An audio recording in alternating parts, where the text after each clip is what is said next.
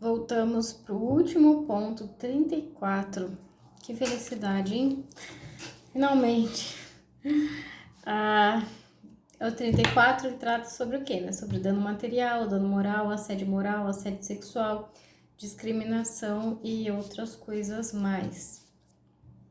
Já vamos começar com uma questão da SPDI 1 de março de 2022 sobre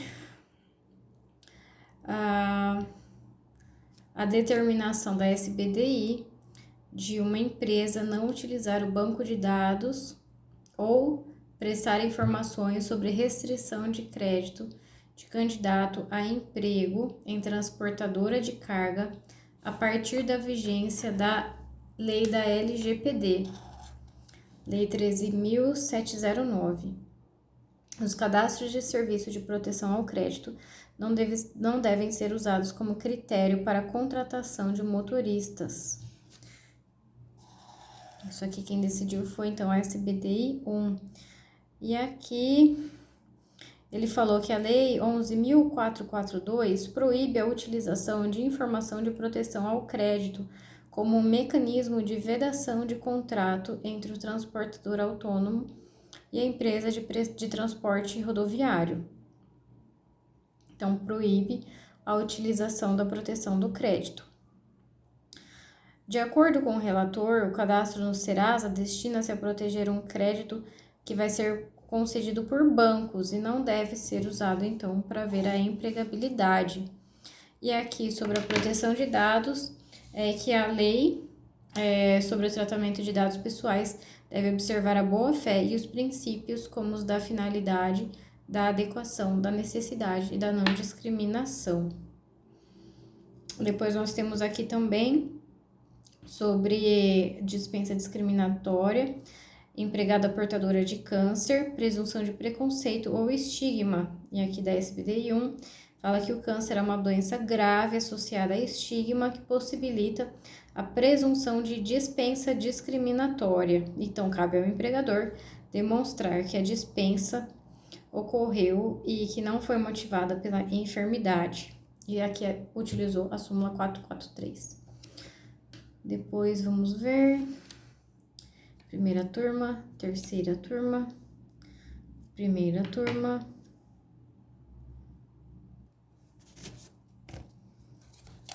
quarta, sexta, quinta, SBDI, achei.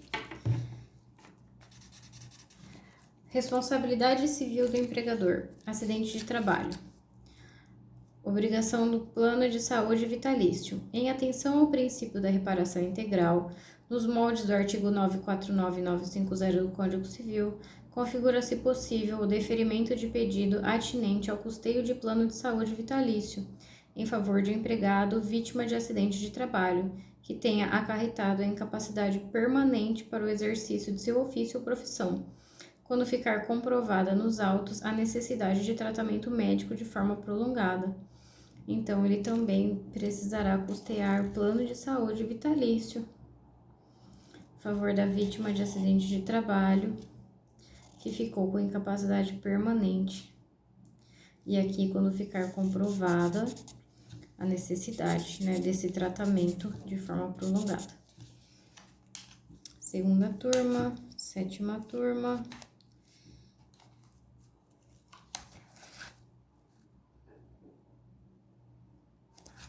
SBDI 1, achei. Dispensa sem justa causa motivada por amizade do empregado com desafetos de sócio da reclamada. Justificativa com base na condição física dos desafetos. Dispensa discriminatória. Limites do direito potestativo do empregador. Configura conduta ilícita capaz de ensejar direito à indenização por danos morais. Dispensa sem justa causa com motivação fundada em discriminação. Na hipótese, a desavença decorria da aparência física dos desafetos, que não agradava o sócio da empresa por considerá-los feios e gordos. Nesse contexto, ato discriminatório que alcança o empregado ainda que de forma indireta, leva ao dever de indenizar em virtude da violação do princípio da dignidade e da igualdade. Essa decisão foi de agosto de 2022. Vamos continuar vendo.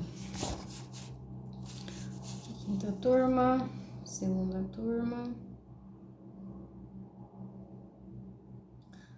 sétima turma, mas vou ler aqui, ó. O TST firmou tese vinculante no sentido de que a exigência de certidão de antecedente criminal de candidato a emprego é legítima e não caracteriza lesão moral quando amparada por previsão legal ou ela se justificar pela natureza do ofício ou do grau especial da fidúcia exigida.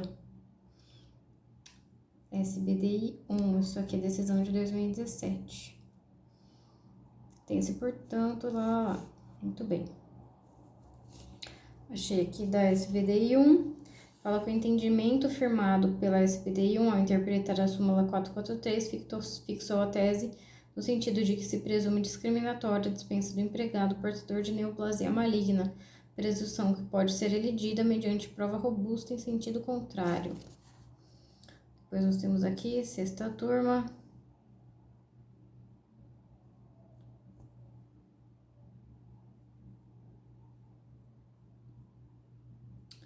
Mas tô aqui, ó.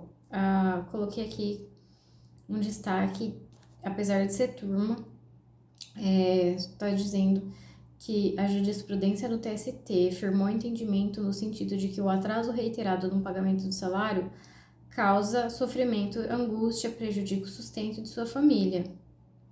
Então, há dano moral aqui in re ipsa, não precisa nem demonstrar. É presumível desse fato danoso. E aqui a sexta turma ainda disse que não é preciso que o período de atraso seja igual ou superior a 3 meses. Que o atraso durante 2 meses já configura uma grave conduta da empresa, que autoriza o reconhecimento dos danos morais. Então, não é justificável que o empregado tenha que aguardar mais de 90 dias para receber a contraprestação pecuniária pelo trabalho prestado, ou que passe 90 dias recebendo seus salários atrasados. Então, tanto em caso de salário atrasado, como no caso de não receber o salário, não precisa esperar os 3 meses, 2 meses já é considerado dano moral presumido. Depois nós temos aqui uma da SPDI 1 sobre jornada extenuante se gera dano existencial. E aqui nós já vimos que é possível, né, nós vimos que em regra não, mas aqui está dizendo que é possível se houver uma prova que demonstre que as condições de trabalho efetivamente prejudicaram as relações pessoais do empregado ou seu projeto de vida, que em muitas situações, e embora cause um potencial de dano à saúde, o excesso de jornada também decorre da vontade do próprio empregado, com o fim de aumentar os seus ganhos mensais. Dessa forma, para caracterizar o dano moral, o dano existencial, é necessário de que o obreiro não tinha interesse na longa jornada ou que se insurgiu contra sua imposição. E também não há registro de prova aqui que gerou prejuízo à vida.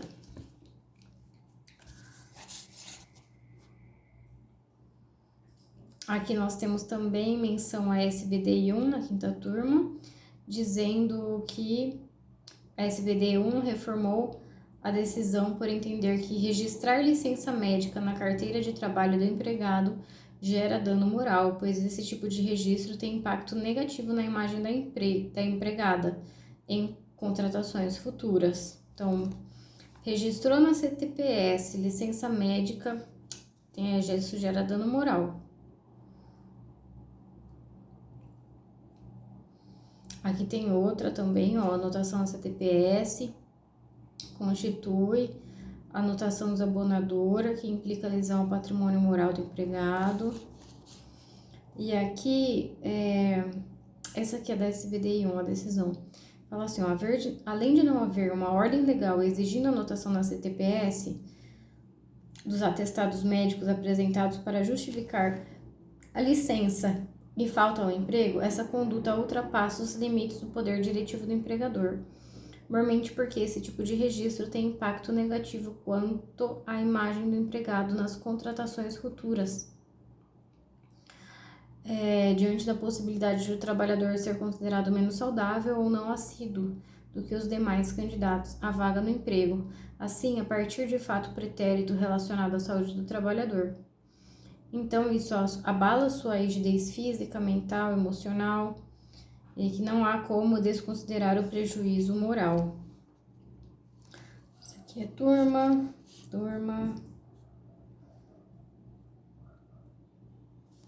Oitava turma. Vamos para o próximo. Primeira turma, mas está falando aqui da jurisprudência, então vamos ver. Jurisprudência do TST é firme no sentido de que o critério a ser observado pelo magistrado no que? Para pensão trabalhista decorrente de acidente, né? Então, o critério a ser adotado é o grau de comprometimento para o exercício do ofício ou da profissão que o empregado desempenhava à época do acidente, e não a sua possibilidade de readaptação ou reinserção no mercado de trabalho. Então, é isso que tem que ser observado. O grau de comprometimento para o exercício, para o ofício que ele exercia à época do acidente.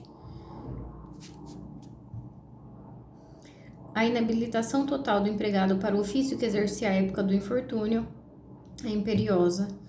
É isso que deve ser observado, a inabilitação total, parcial ou que foi inabilitado para o ofício que exercia à época do infortúnio. Depois aqui a gente tem sétima turma.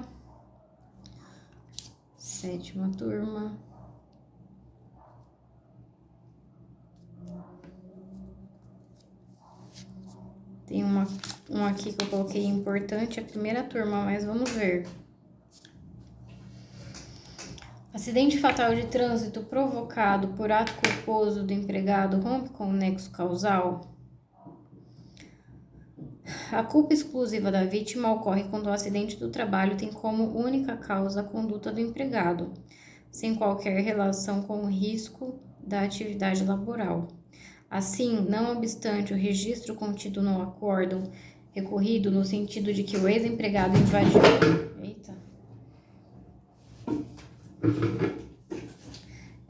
Assim, não obstante o registro contido no acórdão recorrido no sentido de que o ex-empregado invadiu a pista contrária e colidiu com o caminhão, o nexo de causalidade não restou excluído, pois o ato culposo da vítima tem ligação com o risco da atividade para a qual foi contratada. A respaldar esse entendimento, destaca-se que, ao exame da hipótese análoga, em que o empregado motorista de caminhão invadiu a pista contrária e colidiu com outro veículo, a SBDI 1 do TST reputou caracterizado o nexo de causalidade, consignando que eventual erro humano do empregado está inserido no risco assumido pela empresa.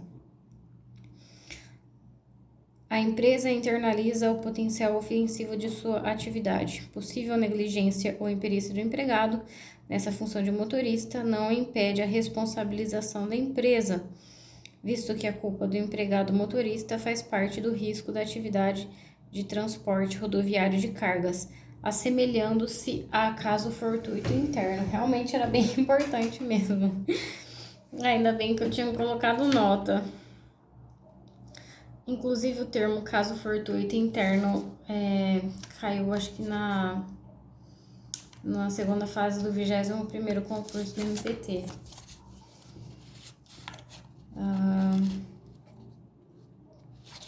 Segunda turma, sétima turma, segunda turma. SBDI 1, aqui nós temos duas decisões da SBDI 1. A primeira questão aqui é se a renovação da CNH gera a presunção de que o trabalhador está recuperado para o trabalho. Vamos ver.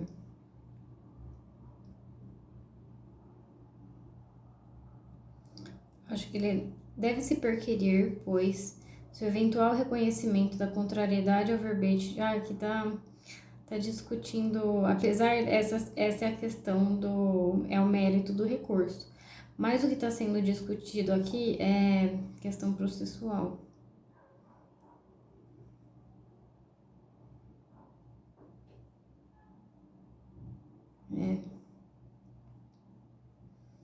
O TST não analisou, a SBDI não analisou, não chegou a adentrar no mérito, porque foi impedido pela súmula 126 do TST. Então vamos ver o próximo. O desenvolvimento de LERDORT por empregado do setor bancário atrai a responsabilidade objetiva do empregador? O entendimento desta SBDI no sentido de que reconhecer a responsabilidade objetiva do empregador em caso de LERDORT adquirida por bancário, tendo em vista o risco acentuado de desenvolvimento dessa doença na atividade bancária. Mencionaram também o tema 932 de repercussão geral do STF.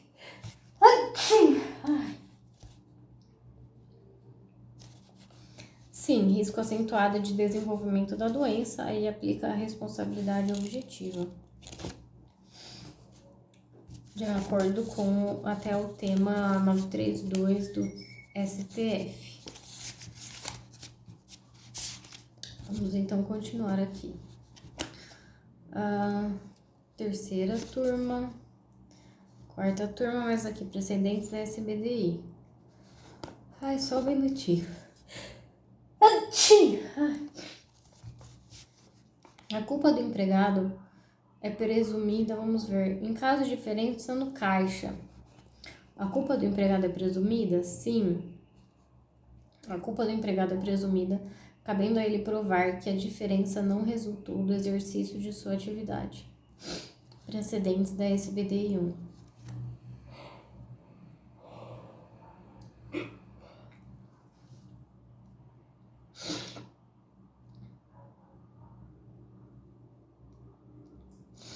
Caramba. E aqui complementando, são legítimos os descontos por diferença de caixa na hipótese em que o empregado recebe a gratificação intitulada quebra de caixa. Então, o desconto pode quando ele recebe essa gratificação. A referida gratificação é concedida com a finalidade de compensar justamente as eventuais diferenças.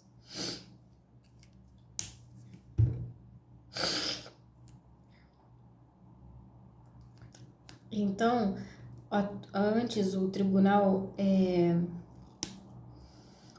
Regional tinha entendido que ainda que recebesse essa gratificação, o empregado deveria comprovar, o empregador deveria comprovar culpa ou dolo. Mas aí o TST reformou e disse que não, nesse caso a culpa é presumida e o ônus da prova é do próprio empregado. SBDI 1. Na hipótese de concausa no acidente do trabalho, a indenização deve ser reduzida? Sim, artigo 944, parágrafo único do Código Civil. No caso de excessiva desproporção entre a gravidade da culpa e o dano, pode o juiz reduzir equitativamente a indenização. Desse modo, deve ser levado em consideração para a fixação do valor da pensão mensal o fato de as atividades laborais desempenhadas em favor do empregador terem atuado como concausa para o desenvolvimento de doença ocupacional. E aqui limitou a responsabilidade em 50% da remuneração da autora em razão da concausalidade. Essa foi a decisão da SBDI em agosto de 2021. Depois a gente tem aqui sétima turma. Sétima turma. Quarta turma. E aqui, olha,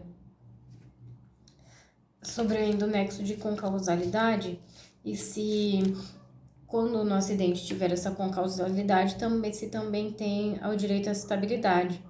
E aqui, olha, o entendimento desta Corte Superior é no sentido de que o nexo de concausalidade, assim como o nexo causal, também assegura o direito à estabilidade provisória, desde que preenchidas as condições do artigo 118 da Lei 8.213.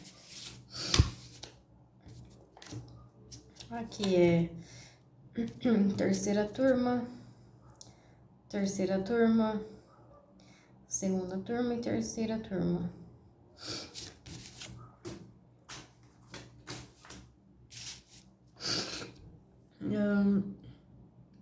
Dando continuidade, terceira turma.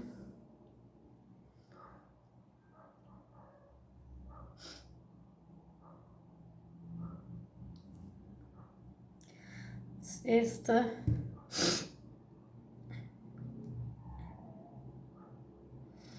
Oitava. Sexta.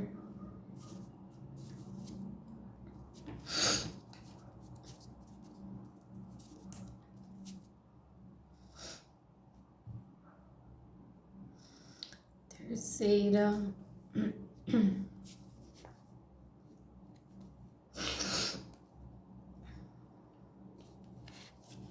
E aqui SBDI 1. Bom, aqui é SBDI 1 sobre reforma. A gente já leu sobre o motorista e LGPD. Já lemos, então. Tá repetindo aqui a outra da SBDI 1. A administração pública deve ser responsabilizada subsidiariamente caso não fiscalize o pagamento de verbas rescisórias? Será? Vamos ver aqui então os fundamentos. O STF, em sede de repercussão geral, ao julgar o recurso extraordinário 760931, fixou a seguinte tese a respeito da impossibilidade de transferência automática da responsabilidade subsidiária ao integrante da administração pública. 2 pontos. O inadimplemento dos encargos trabalhistas dos empregados do contratado não transfere automaticamente ao poder público contratante a responsabilidade pelo seu pagamento, seja em caráter solidário ou subsidiário, nos termos do artigo 71, parágrafo 1º da Lei 8666. Esta Corte Superior, após o julgamento pelo STF da ADC 16, editou uma resolução acrescentando o item 5º da súmula 331, dizendo que os entes integrantes da administração pública respondem subsidiariamente, caso evidenciada sua conduta culposa no cumprimento das obrigações contratuais e legais da prestadora de serviço. Bom, então, mencionaram aqui o recurso extraordinário do STF. Nós temos também a ADC 16, que eu não me recordo sobre o que se trata, mas aqui também nós temos a súmula 331, inciso 5º, e a decisão do STF é que não pode ser automática, e a súmula 331 já falava que tinha que ficar verificado a ausência, uma conduta culposa. E aqui então, acrescentando que, tendo havido a fiscalização durante o contrato, a condenação ao pagamento de verbas rescisórias não invalida a atuação diligente do ente público durante todo o contrato. Se falha ou ineficiência houve, essa não foi em relação às verbas trabalhistas regulares. A ausência de participação do ente público no ato da rescisão não implica falha na fiscalização que ocorreu durante a execução do contrato. Então, aqui não há descumprimento da obrigação regular do contrato de trabalho e as verbas rescisórias por si só, o não pagamento das verbas rescisórias, não demonstra a falta de acompanhamento e vigilância do contrato, considerando o substrato fático insuscetível de modificação de que houve a fiscalização operada pela ré. Então, se ficou comprovado que a administração fiscalizou, contudo, não houve pagamento das verbas rescisórias, isso não mostra simplesmente a culpa na fiscalização. Agora aqui é SBDI 1, se a atividade de cobrador de ônibus de transporte urbano é caracterizada como um risco especial. E aqui diz que sim, porque tem uma potencialidade lesiva superior e imposição de maior ônus ao trabalhador do que aos demais membros da sociedade e atrai a responsabilidade civil objetiva. Então, cobrador de ônibus tem maior responsabilidade. Depois, também SBDI 1. A que eu acabei de ler foi de novembro de 2021 e de agora de outubro de 2021. O encargo relativo à entrega do perfil profissional previdenciário constitui obrigação de fazer personalíssima do empregador, não extensível ao tomador de serviços em decorrência da responsabilidade subsidiária a ele atribuída. Bem importante. Outra aqui da SBDI 1. Doença ocupacional, estabilidade provisória, determinação de reintegração em função readaptada. É possível a percepção cumulada de salário e de indenização por danos materiais, que é a pensão. Então, pode receber o salário, pode receber a pensão. Isso porque os salários do período de reintegração e a pensão mensal possuem natureza jurídica e fatos geradores distintos.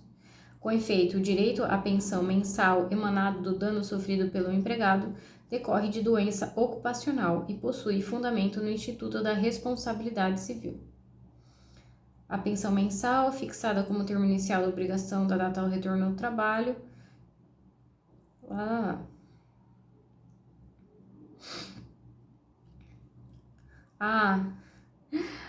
A discussão era se podia receber de forma acumulada salário e indenização por dano material, que é a pensão. Nós já tínhamos visto, né, que tinha naturezas distintas.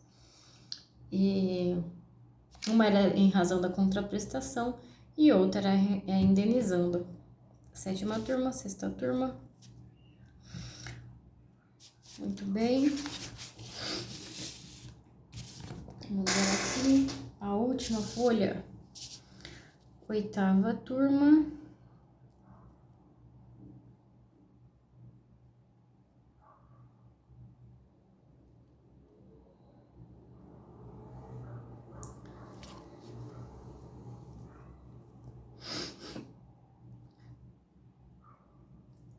É um caso bem interessante, verificando se há ou não discriminação ocorrida em grupo de WhatsApp, apesar de ser de turma.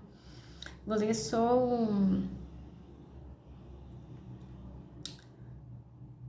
Não, eu vou ler a introdução e a conclusão.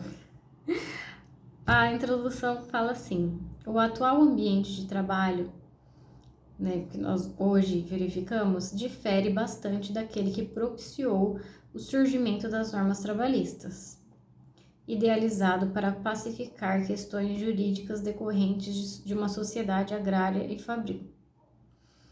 Hoje, o trabalho é realizado num ambiente automatizado e globalizado.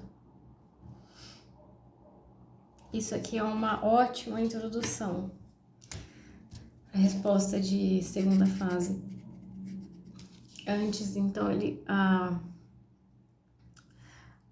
as normas trabalhistas foram idealizadas para pacificar questões no ambiente agrário e fabril. Hoje, no entanto, o trabalho é realizado no ambiente automatizado. Olha que bonito, né? Muito bonito.